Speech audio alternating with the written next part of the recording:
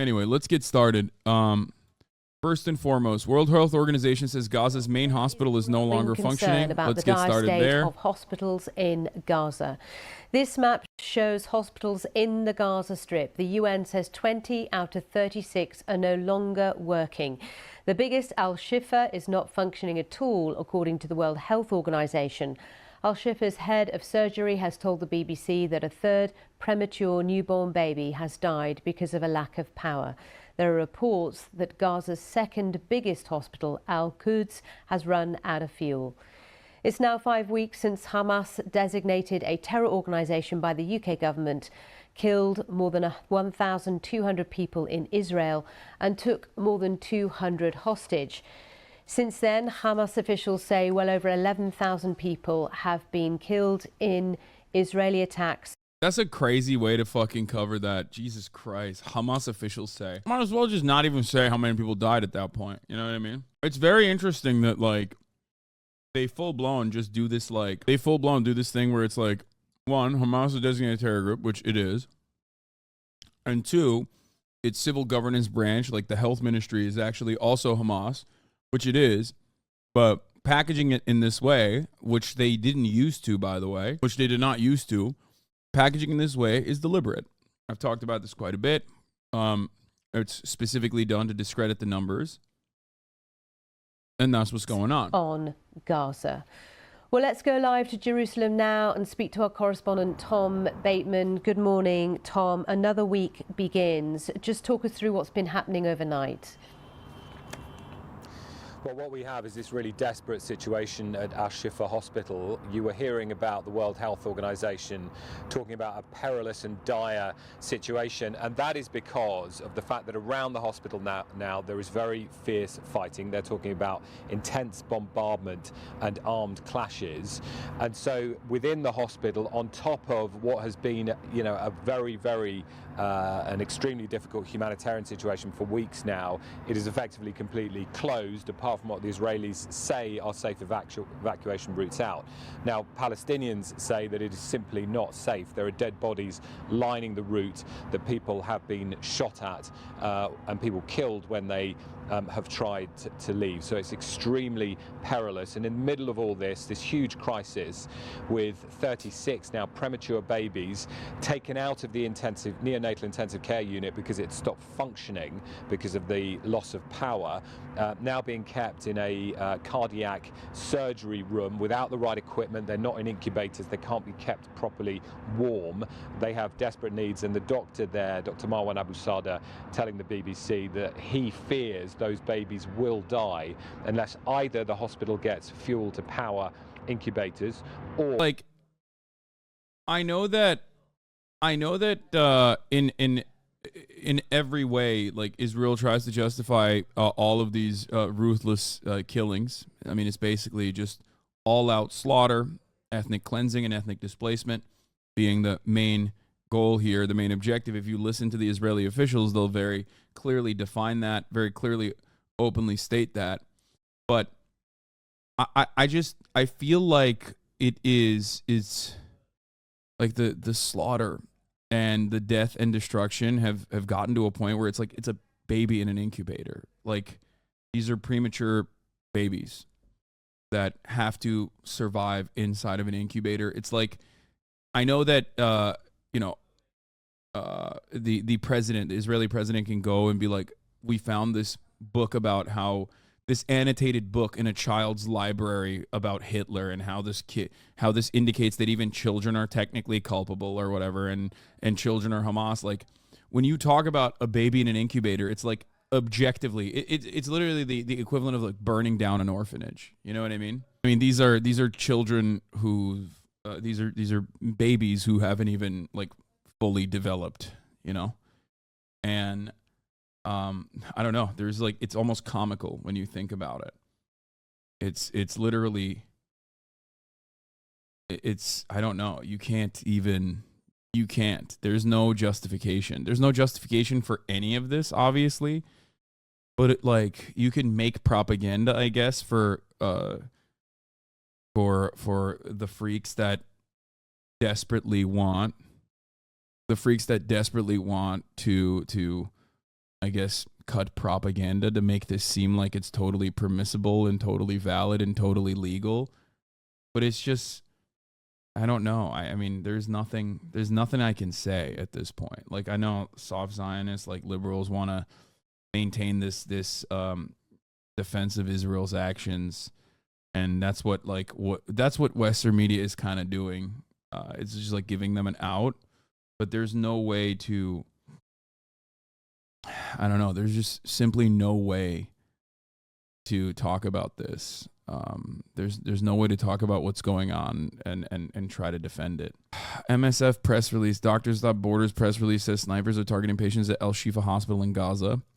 One of their surgeons is quoted, "In front of the main gate, there are many bodies. There are also injured patients. We can't bring them inside. There's also a sniper who attacked patients." Like, the people inside the hospital and the Doctors Without Borders doctors, or like British Palestinian, international doctors in general, are all collectively saying that this is an atrocity.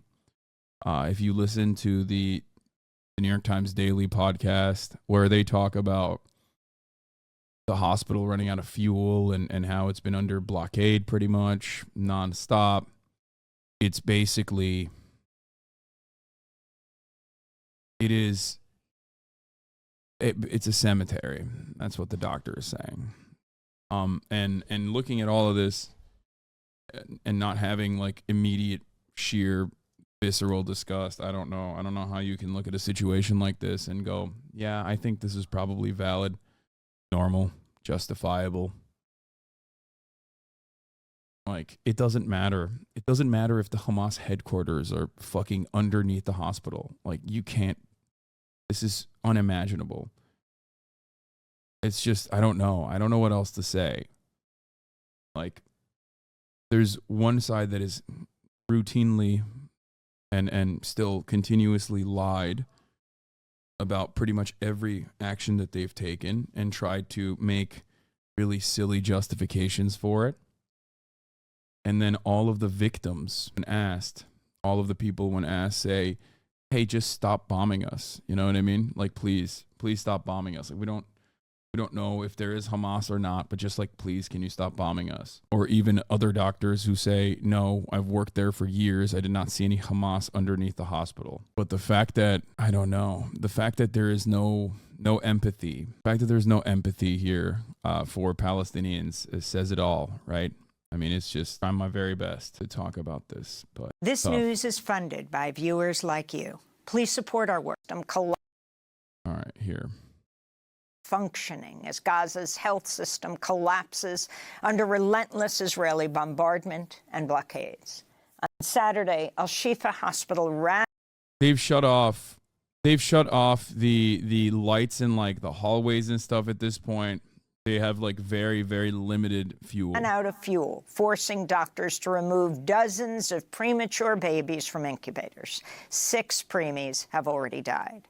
Doctors are struggling to keep more than 30 other babies alive. Palestinian health officials have accused Israel of using snipers to shoot at people inside the hospital complex where thousands of displaced Palestinians have sought refuge.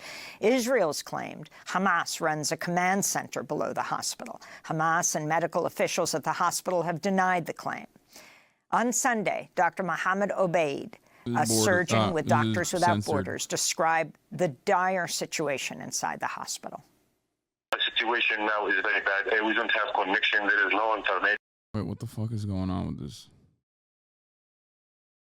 Sometimes we have some reason on the call phone. We're on the 4th floor, and also there's a sniper who attacked 4 patients from the inside the hospital. One of them has the gunshot directly in his neck, and he has a quadriplegia, and the other one, he has a gunshot in.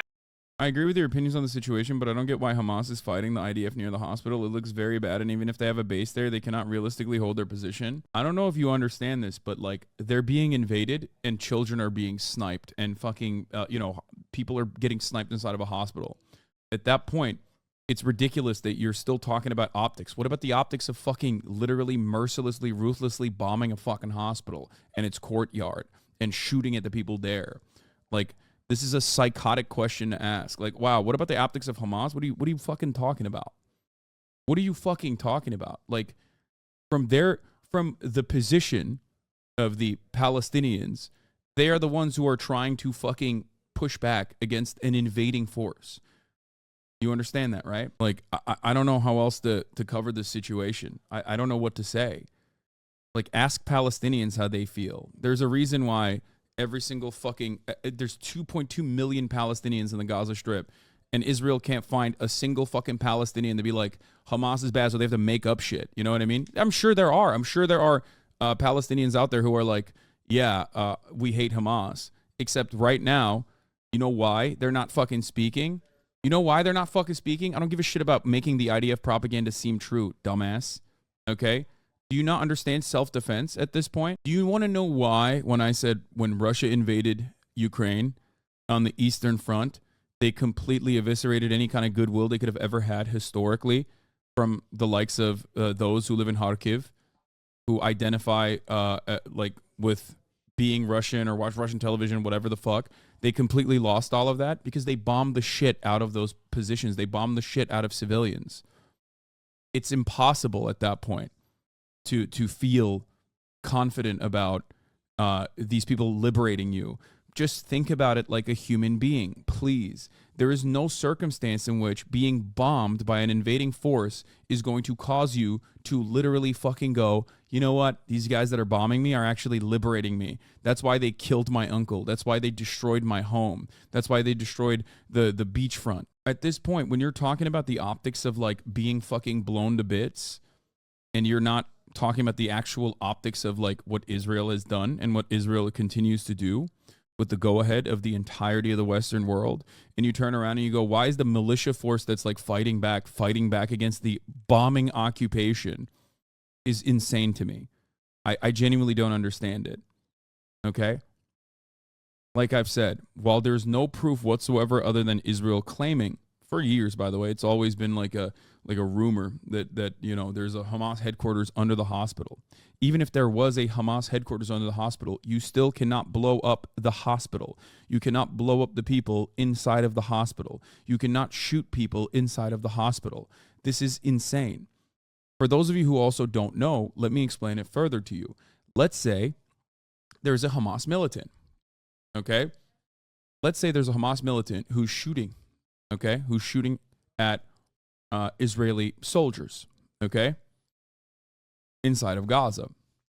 First of all, that's technically a militia, and that is legally allowed by international law. That's number one.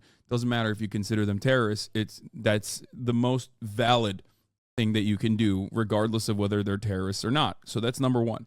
Number two, when that person is shot, let's say a Hamas militant is shot, and someone takes out a stretcher and carries that person into the hospital, you cannot follow that person into the hospital and kill them. Okay? There are rules to waging war. It is illegal and not morally permissible or just to shoot someone on a fucking stretcher. You cannot do that. That is not allowed. Okay?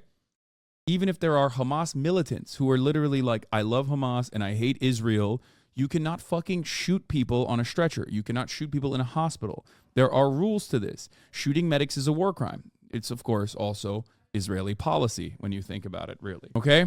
I didn't know they were firing RPGs from stretchers. No, I'm not talking about the fucking one video of the dude running around with an RPG. It doesn't matter. Completely.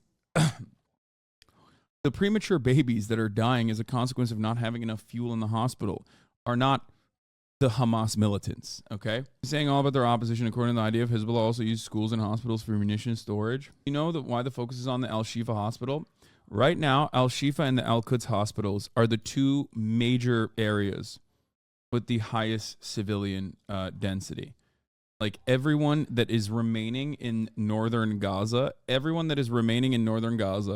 is basically there right now, okay? Every single person from like the interior ministry, okay, all the way to all of the civilians and all of the doctors. That's it. They have all, anyone that hasn't been able to leave northern Gaza are taking refuge in these two major areas.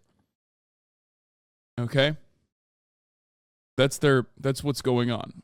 So taking over Al-Shifa and taking over the Al-Quds Martyrs Hospital is completely taking over the entirety of the remaining life on Gaza, the Gaza Strip, and the northern Gaza Strip. Idea of bullshit is northern Gaza is devoid of people now. I mean, obviously, there's like still 500,000 plus people inside of Gaza. I'm saying that, but the largest population density and all the people remaining in Gaza are in those two hospital areas, in the surrounding areas. There's people in the north still, but you have to realize that the major population centers remaining are around the hospital. Why are you saying civilian building? Once you have weapons and you use a building as a base and launch rockets, it's no longer a civilian building. International law says they can attack that building and Hamas can't. That is a war crime. That is the human shielding. I need you to understand something. Okay? I need you to understand something very important. First and foremost, the notion that people are actually like, dude, you're trying to justify bombing a hospital. I don't know what to tell you. I literally don't know what to tell you. I don't know how to like talk about how this is not appropriate at all. Okay? A police officer carrying a gun doesn't make an entire school a valid target. I've talked about this already. I've talked about this quite a bit. If there was a school shooting happening, okay? If there's a school shooting happening and it was an active shooting, you don't fucking nuke the entire block that the school is on and kill all the children in the school and kill all the children in the hospital next to the school and kill all the children and their family members on that block. That is not how this works. That is never how this works. So the only reason why you think it would work in this circumstance is because you think that all of the victims inside of this hospital, civilians, the overwhelming majority, if not every single one, obviously not every single person is going to be a civilian. Some of them are going to be enemy combatants as well. You can't, this is not like a valid target. You can't justify that unless you are an absolute fucking sociopathic monster. The expectation that like Palestinians across the board have to be perfect victims, otherwise is perfectly morally permissible to like destroy them and kill them, is a psychotic one. Okay? Building to be designated a military target, there are certain parameters that must be met, such as key military infrastructure, entry control points, munitions, military personnel, outnumbering civilians. Just because Hamas may or may not be using the hospital doesn't mean it's a Hamas stronghold. Under no circumstance can you legally bomb a hospital. Yes. The Department memo accuses Biden of spreading misinformation about Israeli war crimes. This is wild. At least 100 administration employees are accusing Biden of spreading misinformation about Palestine now. An internal State Department dissent memo accuses President Biden of spreading misinformation on the Israel-Hamas war and alleges that Israel is committing war crimes in Gaza, according to a copy of the memo obtained by Axios. It's just, I don't know. It's just, I feel disgusting. Like, I want to fucking throw up, especially because people just want to so desperately justify what's happening here. All right, let's just finish this. The aftermath. Some of the people which actually go outside the hospital, they want to go to the south, they bomb them also. They bomb the family from the Shifa hospital today in the morning. There is no electricity actually, there is no water, there is no food. So our team is exhausted. We have 2 unit patients die actually because the incubator, it's not working because there is no electricity. Also we have adult patient in the ICU. He died because the ventilator is shut down because there is no electricity. We can see actually the smoke around the hospital. They hit everything around the hospital and they hit the hospital many times. That was Dr. Mohammed Obeid, a surgeon with MSF, Doctors Without Borders, inside the Al-Shifa hospital. On Sunday, Democracy Now! Reached another doctor in Gaza City, Dr. Fadel Naim.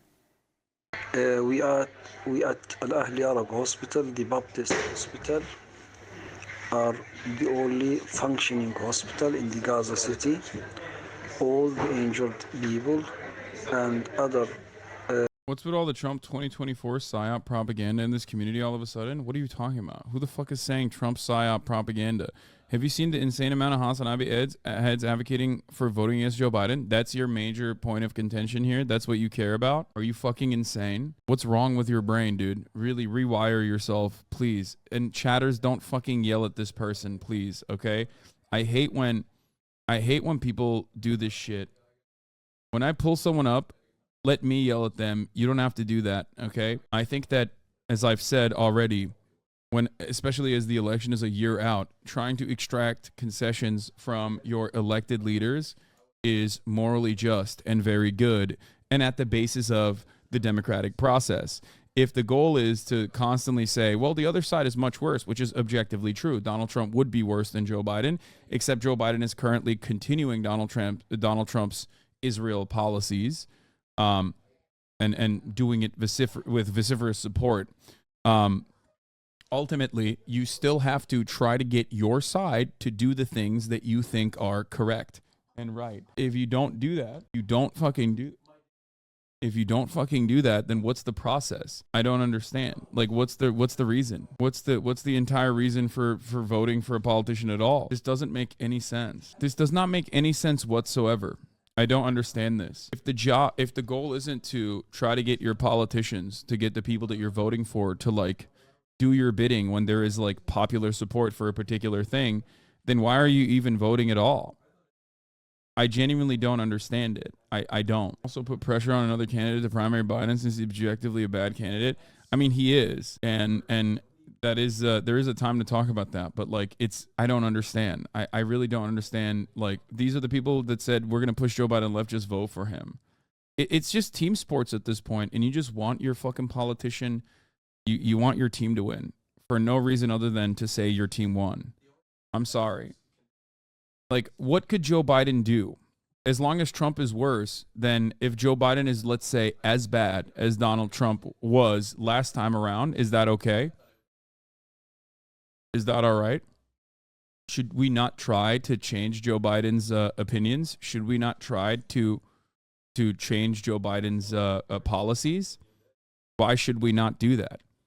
And trying to extract concessions by saying you're not going to vote for them is actually a very important and very good thing to do. This isn't like about being a leftist. This is not about like being a leftist or a Marxist or loving Trump or loving Joe Biden at all. This is completely outside of that. This is just like, if you're a good Democratic Party supporter, let's say you really, really want socialized medicine. You're a liberal. You love liberalism. You are a social democrat, and you really want socialized medicine. It has happened in other countries. You want it in the United States of America. Should you just shut the fuck up all the time? Let's say there's enough momentum that it could possibly happen. Okay? Stopping Israel from engaging in an ethnic cleansing campaign is so much easier than implementing a socialized healthcare structure. But even then, okay, even in that situation, like, should you just not demand it? Should you not make demands of the person that you're voting for? This idea is not just liberalism. The idea that you cannot ask your politicians, you cannot make demands out of your politicians, is not liberalism. It's something different. It's entirely different. It's just like team sports. Like, it's a deliberate confession that you don't care about any of the policies. You just want your guy to win. Like, it destroys the entire principle behind the democratic process. Why is there a democracy at all then? Why is there a democracy at all? And I think it's because a lot of people just don't care. A lot of people don't care about what's going on in Palestine. Let's be fucking real. But they don't want to say that because they're like progressive liberals. They have claimed that they're progressive liberals, and they don't really give a shit that like Palestinian children are being ruthlessly slaughtered in Gaza. So instead of openly admitting that, which they don't want to, because then they would lose their liberal credentials, I guess, right? They just simply say, it's really messed up that you're making this a red line. Ethnic cleansing is a red line for you. It's kind of fucked up. Just say it. Just say you don't really care about it that much, because there is no other argument against like being a year out from the election and standing against all of these people that are making a completely morally just and righteous demand. You know, it's perfectly reasonable. The idea that this is ridiculous and you shouldn't ask for this because the other side is worse is at the heart of how we have created a process in which even when Joe Biden is the president, over so many years and so many election cycles, we've ratcheted towards right-wing politics in this country, and we are creeping towards actual full-blown fascism in many ways, okay? And there's nothing we can do about it. There's no way to, the lesser evil voting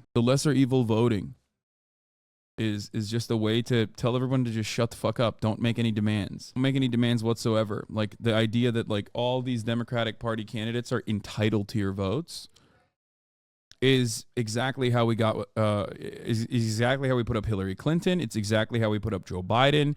It's exactly how the DNC got away with doing whatever the fuck it wanted to do over and over again when Joe Biden was objectively going to be a horrible, horrible second term, no matter what, because he's too old. And we knew this. We knew this from years ago. We knew this 4 years ago. He was too old 4 years ago. But, of course, everybody promoted Joe Biden as the guy, the only guy who can beat Donald Trump, and now we have to deal with it. The idea that, we can't make any we can't even get any concessions out of the Democrats that we vote for means that you don't care about democracy at all. You care about, like, certain aspects of it. For the most part, I think you care about, you know, the Democratic Party being in power, it seems. But you don't necessarily care if they do anything, really, as long as it's not the Republican Party. There are valid concerns about Republicans gaining prominence. But what you fail to recognize is that, you know, without the Democrats doing something to fight back against them, you might as well be just slowing down the Republican creep. Get back to this. People like people with hypertension or diabetes mellitus or diarrhea or asthma or children with dehydration, cancer patients, patients with kidney failure who need dialysis, pregnant women, and other cases are coming to our hospital because they have no other possibility to go to other hospitals. The other hospitals are surrounded by the Israeli tankers, like the biggest hospital in Gaza, Shifa Hospital, and Nasser Pediatric Hospital. Some of the angio hospitals are closed because of the shortage in foil and equipment. Since yesterday, we received more than 300 to 400 injured people and tens of other people who had other health problems. We had to do some surgical interventions in the corridors and on the courtyard because of the shortage of anesthesia, drugs. Our biggest problem is the shortage in manpower because we are a small hospital. We are not prepared to receive such like these numbers of patients at one time. Many volunteers came to help us, but we need specialized doctors in different specialties, in general surgery, in neurosurgery, chest surgery, vascular surgery, and gynecology, in pediatricians. Unfortunately, we couldn't help many of these patients. Some of them died because we couldn't do anything for them. That was Dr. Fadel Naim speaking Sunday from al-Ahli Al-Arabi Hospital in Gaza City. To talk more about the humanitarian crisis in Gaza, we're joined by Dr. Tanya Hassan. She's a pediatric intensive care physician who works with the humanitarian aid organization Médecins Sans Frontières, MSF, or Doctors Without Borders. She's in regular contact with health professionals in Gaza and previously worked as a medical trainer in Gaza and the West Bank. She's the co-founder of the social media account Gaza Medic Voices, which shares firsthand accounts from healthcare professionals in Gaza. On Saturday, she took part in a vigil outside British Prime Minister Rishi Sunak's office in London. She broke down while reading an urgent message from the director of Al-Shifa Hospital in Gaza, Dr. Nidal Hadrous. We, as medical staff, want to leave, but we cannot. We might not survive until the morning.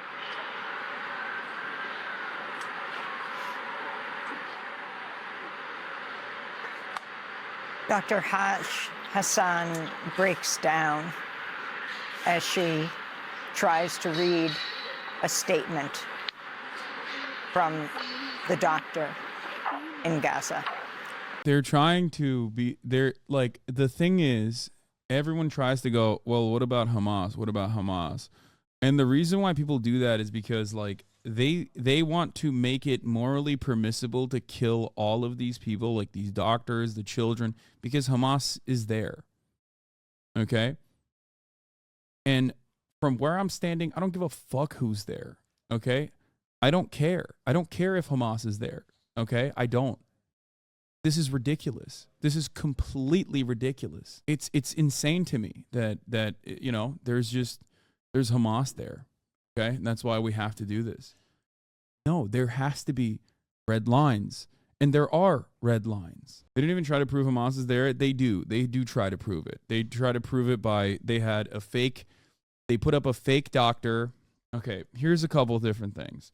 This has always been like the suspicion. Okay? There's always been this rumor. It's been around for a very long time that the Al-Shifa hospital is like, is on top of like the Hamas headquarters. This has always been a thing. Okay?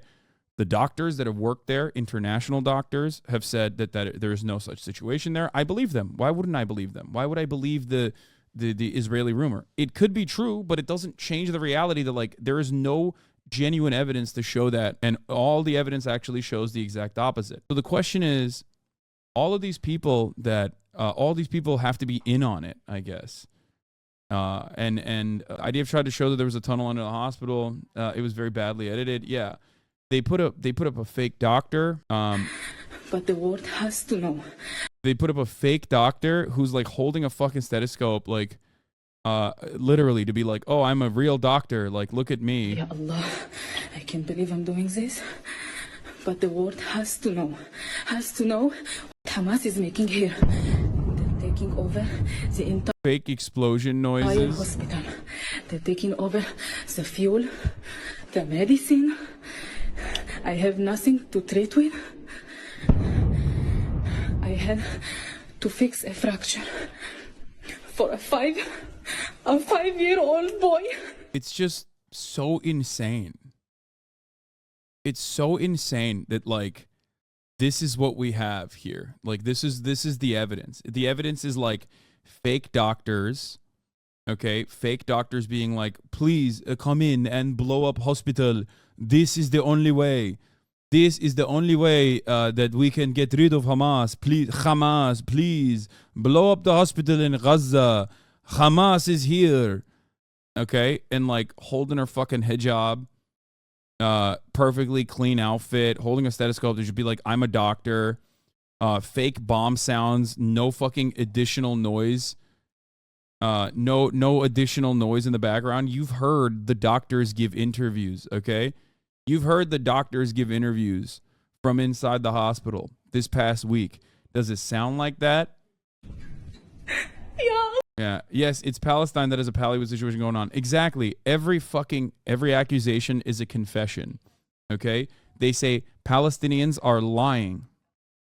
They say Palestinians are lying about all of the bombing and all of the little babies that Israel has killed. They're actually doing makeup and it's fake, which is an insane thing to say. Meanwhile, they're making this shit up in order to like justify bombing the hospitals. It's completely ridiculous. Please,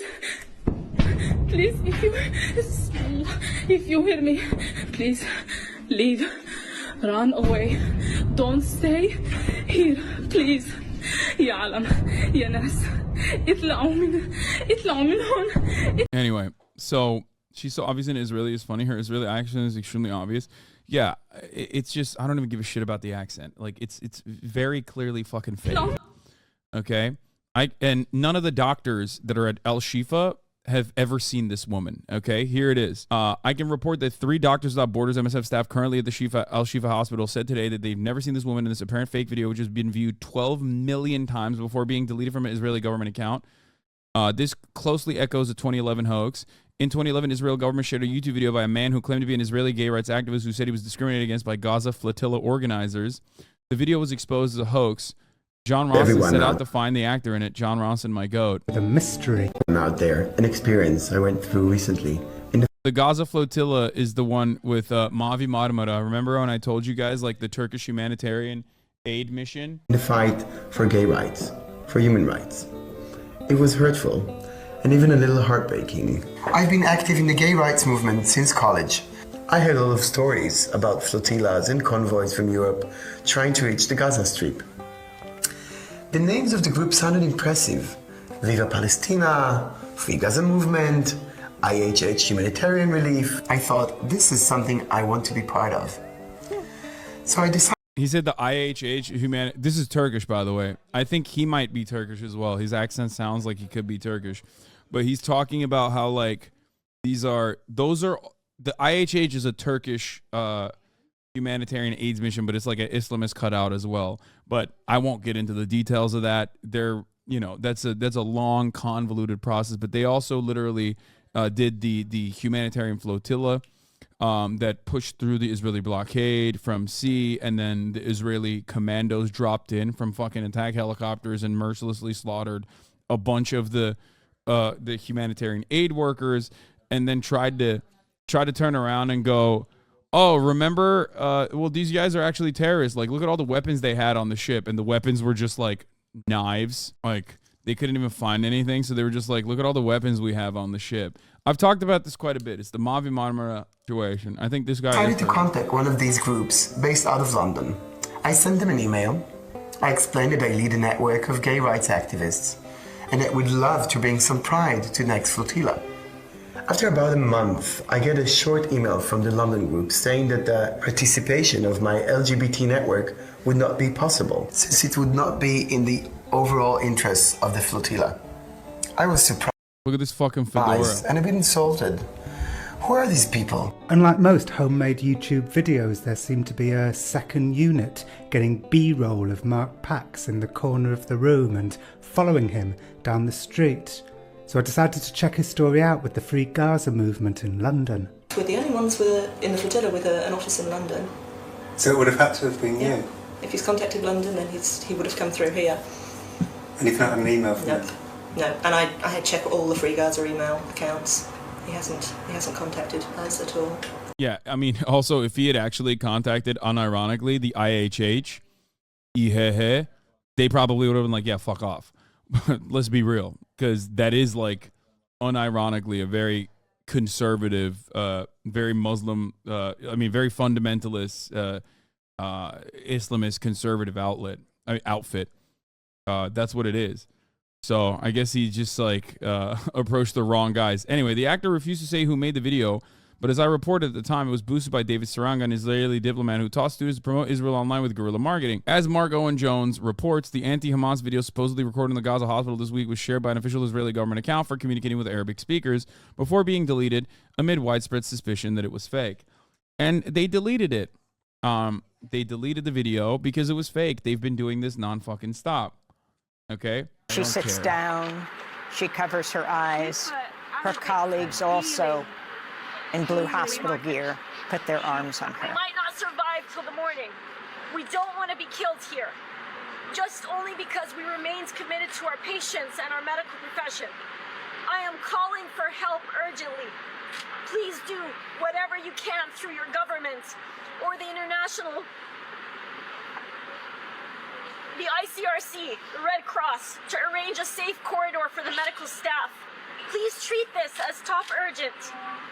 This is the director of the major trauma hospital in Gaza. I'm going to leave you with one more message. To bomb a hospital means to terrify sleeping patients, to break windows over their heads, to make the walls tip onto their bodies, to rip out ventilators and burn oxygen tanks, to ruin equipment that can help human millions of times.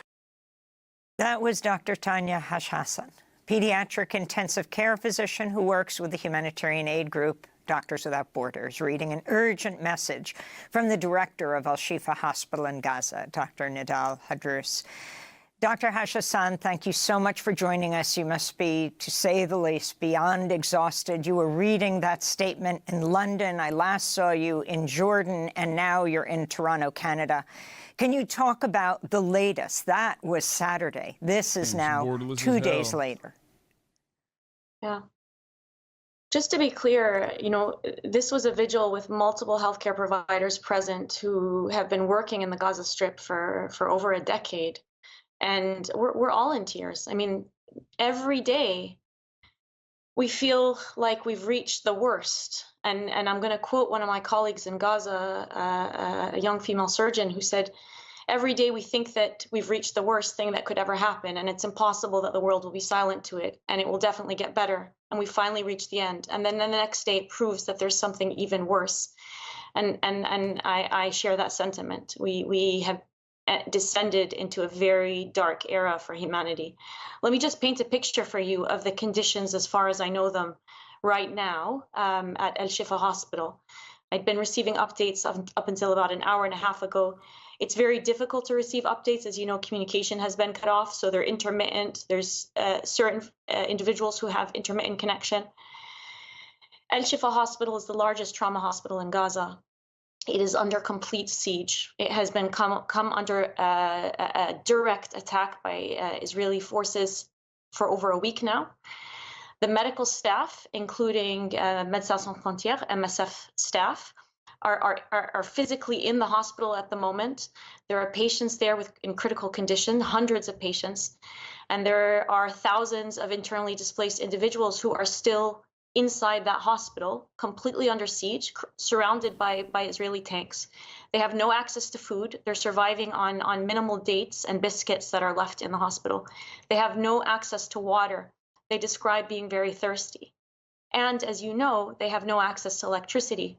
After the fuel supply was cut off, the electricity supply was cut off, and more recently, the solar panels were bombed.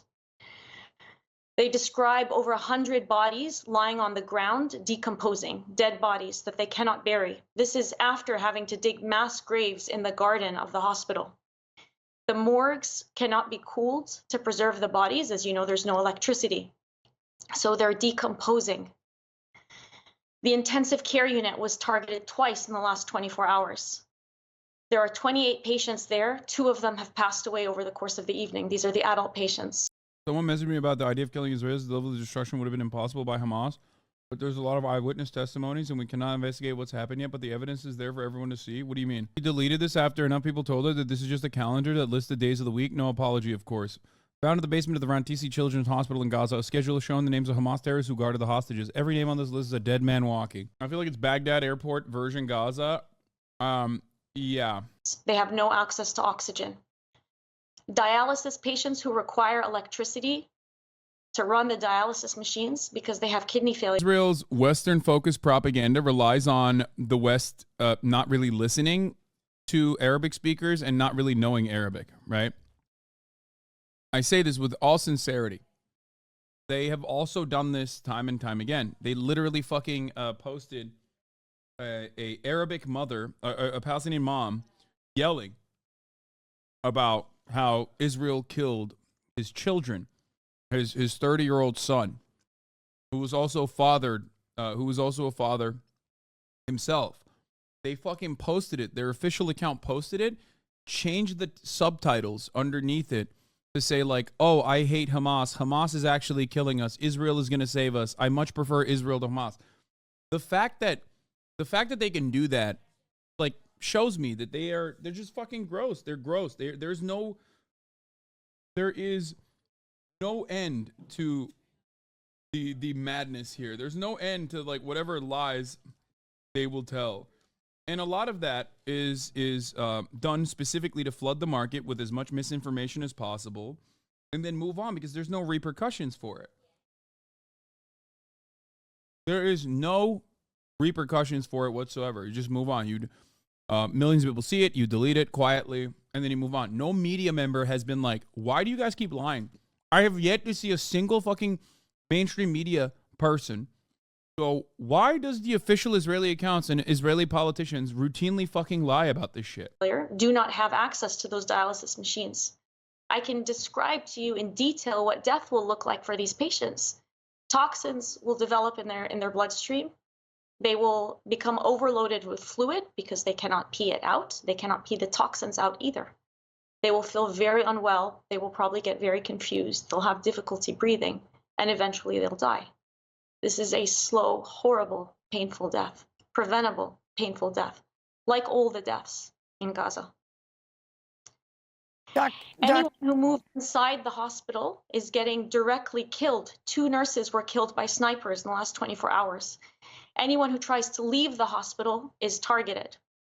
You mentioned the 38 premature newborns, 3 of whom who've died are currently outside of their incubators at risk of hypothermia without access to oxygen, and I'm not sure how they're going to provide them with all the things they need, including food. This is an entire hospital that's completely cut off, and we've had very little to no news from the other hospitals in the north of Gaza. Last we heard, they're completely surrounded, like Al-Shifa Hospital. And, you know, Israel's justification for sieging the hospital is the claim that it's like the Hamas headquarters underneath it, and somehow that like Hamas is utilizing the hospital. As far as like the evidence that they've shown from this other hospital that was not in use at this point that they've blown up already, I'm not familiar with that other hospital, but as far as that other video that they showed, it's not good enough. It's not good enough to keep killing mercilessly and ruthlessly the people that are on top of this active hospital, including international doctors and Palestinian doctors alike, working round the clock to save people's lives the best of their fucking ability. We know that is even a hospital. I'm not sure about the other places they're saying. A situation where there has been a systematic attempt to destroy civilian Palestinian livelihood and existence in all of Gaza, not just the north. 30% of the killed have been in the south of Gaza, which is supposed to be the safe zone. Humanitarian corridors, or so-called humanitarian corridors, are called the corridor of death by Gazans because they get directly targeted as they're trying to flee on these corridors. You know, Doctors Without Borders, and I mentioned, we're really struggling to contact a lot of the staff. One of my colleagues who I know at Al-Shifa said, we are sure we are alone now. No one hears us. We are alone. MSF was established, one of the main principles of MSF's establishment by journalists and doctors decades ago was to provide testimony, this concept of témoignage, which means bearing witness, to provide testimony, to bear witness on these sorts of atrocities that are not exposed, and to relieve the suffering of those who experience them. And we're the entire purpose of MSF is literally because the Western world does not give a shit about people dying overseas. So you have to put a fucking white face to it. You have to put a European face and a name to it. That's it. It's a wonderful thing that they do, by the way. Don't misunderstand me. But the real reason as to why it exists and operates is specifically so that people go, I can't really trust this Sudanese person. I can't really trust this Arab person. I can't really trust this Palestinian person. So let me listen to this white person. Like, let me listen to this person who's like an American, French, Canadian, you know what I mean? From the Western world. That is precisely the reason why they do this. Same with similar structure, the Reporters Without Borders as well. Now, obviously, listen to me. This is still, what they do is incredibly important. Like, the reason for why they have to exist, however, is mostly because the Western world will not hear the, in their Western-centric brains, will not hear out people who are victims. That is precisely the reason why when these doctors go on CNN and stuff, they don't ask them to condemn Hamas, right? But if you are a Palestinian doctor inside of Palestine, they ask you about Hamas and the fuel that Hamas is using, blah, blah, blah. Like, they do that shit all the time. But even then, it does not matter. Even then, at this point, it doesn't fucking matter. Because Israel has always had this carte blanche approach to being able to kill even white American citizens, as a matter of fact, as long as they are, trying to defend Palestinian lives. Rachel Corrie comes to mind, very public murder of Rachel Corrie in 2003. Blonde, young American woman activist, brave American activist from Washington, was ruthlessly slaughtered by an IDF bulldozer. That happened. Everybody saw it. Nobody did anything about it. Have you seen the Israeli representation of the UN? Yeah. Meanwhile, this is what the psychopathic Israeli ambassador to the UN is saying on UN. It's not doctors are all Hamas. Doctors Without Borders are Hamas. UNRWA is Hamas. The World Health Organization is Hamas. Dr. Tedros, such as Mr. Lazzarini of UNRWA, such as Mr. Griffith of OCHA, from all the other libelous UN organizations, committees, and also, sadly, from the Secretary General himself. They do not reflect the situation on the ground. Yes, diplomatic niceties require us to thank them for their work. But sadly, they are relaying falsehoods that are completely detached from reality. For years, the UN has refused to establish verification mechanisms that can provide us a truthful picture of reality.